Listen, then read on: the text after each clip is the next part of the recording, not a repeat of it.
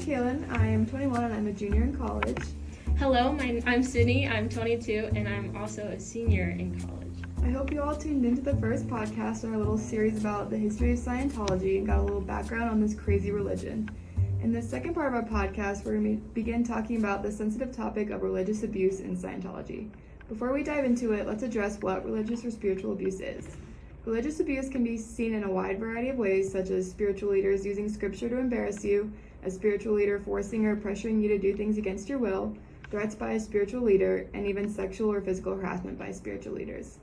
If at any time during this podcast you feel triggered about what we're talking about or know someone who might be experiencing spiritual abuse and needs help, call 1-800-799-SAFE for a hotline where you can receive help, or Google the National Domestic Violence Hotline and you can use their live chat resource for help as well. Now that we've got that covered, Sydney, do you want us to tell a little about the background about abuse in Scientology and how that all started? For sure. Thanks, Caitlin. So from what you have heard from previous podcasts and from general knowledge, Scientology is a crazy and mysterious religion. What is not known much about is the religious abuse that goes on behind closed doors. But from stories of survivors of who left the church and are willing to share their stories, people are now learning about the physical and mental abuse that they go through. The abuse could have started as soon as Scientology was founded by L. Ron Hubbard in 1954.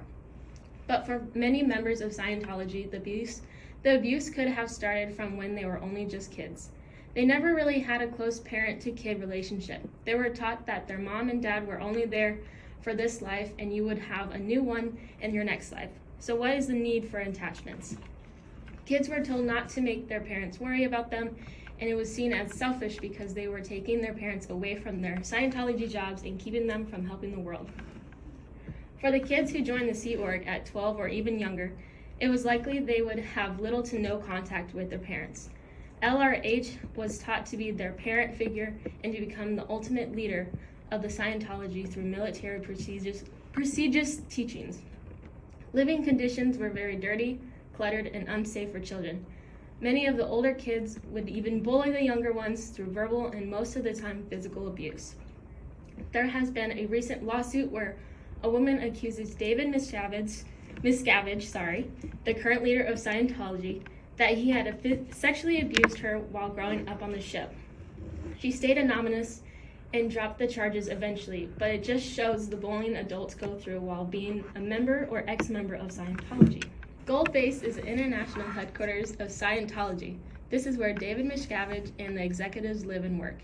It is highly guarded and protected by the outside world. At Gold Base, people are scared to even breathe or look at David Miscavige the wrong way. It could earn themselves a beating if they were even lucky or being sent to the hole. The hole is a 2 double-wide trailer where members can be stuck in for weeks, months, or even years. From a 2013 article in the Tampa Bay Times, they mention it is a place, quote, a place of confinement and humiliation, brutal tongue lashings, and even hands and fists. They intimidate each other into crawling on their knees and standing in trash cans and confessing the things they haven't done, end quote. The members who were not executives did the hard labor outside with little to no breaks. Besides the physical abuse, there was the mental abuse Scientology did on their members. Like Kaylin had said before, even spiritual leaders forcing or pressuring you to do some things are wrong. People are pressured to give hundreds and thousands of dollars every month so they are able to reach true spiritual enlightenment. Or even ex-members who have no ties with Scientology anymore have private PIs following them everywhere they go, and the laws do not apply to them. Your trash, neighbors, or personal lives are no longer private. Scientology has no limitations to what they are capable of doing, and they have no repercussions for it. So, Kaylin, could you explain more about how they are able to get away with it all? Yeah, for sure. The crazy thing about Scientology is how they're able to hide their abuse for many years up until it became more publicly known in recent years. The main way that they were able to keep the abuse hidden is through something called disconnection. Disconnection is when a Scientologist is forced to completely cut ties with a friend, colleague, or family member to be completely loyal to the church. When an individual joins Scientology, the church calls their close friends and family suppressive people and require all new Scientologists to cut ties with these individuals to avoid becoming what they call a potential trouble source. If members refuse to cut these ties with these suppressive people, they are forced out by the church and shunned by the other members. This method causes Scientologists to become brainwashed to this life and abuse they're living because they are not communicating with any outside source, so all they know is the Scientology life. This is how they have kept the abuse hidden so well, which blows my mind and is terribly sad. Not only are they keeping the abuse hidden, they're ruining people's families as well because people are losing their wives, children, siblings, etc. to Scientology, as Sydney had talked about.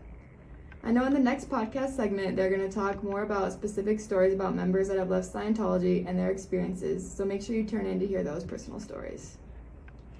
Alright, so is everyone overloaded with information or terrified of Scientologists now, or all of the above maybe? A couple of months ago, I was actually in Clearwater, Florida, which is the Scientology headquarters, as they had talked about in the previous segment, and while the town looked pretty normal from a distance, I was creeped out knowing all that could be happening in those buildings. And the sad thing is that most people don't know anything about Scientology and this abuse, so they don't really think twice about it. I know all the friends in my group had never heard about Scientology until I told them. Sydney, did you or any of your friends know about Scientology prior to doing this research? I was kind of the same. I didn't know much about it, but I had an idea, and also my friends didn't. But from Kansas City, I can see the building as I drive by it, and it's very creepy just knowing what might happen there. But most of the buildings they buy are just for show, and there's nothing happening there. So yeah. Yeah, this religion is just so crazy, and if anything, I hope after listening to these podcasts, people are more aware of this bizarre religion that is happening in our country right now, and they have the knowledge to educate others about it as well. Thank you all for listening, and stay tuned for segment 3, where we get to hear about more personal stories of ex-Scientologists. Thank you.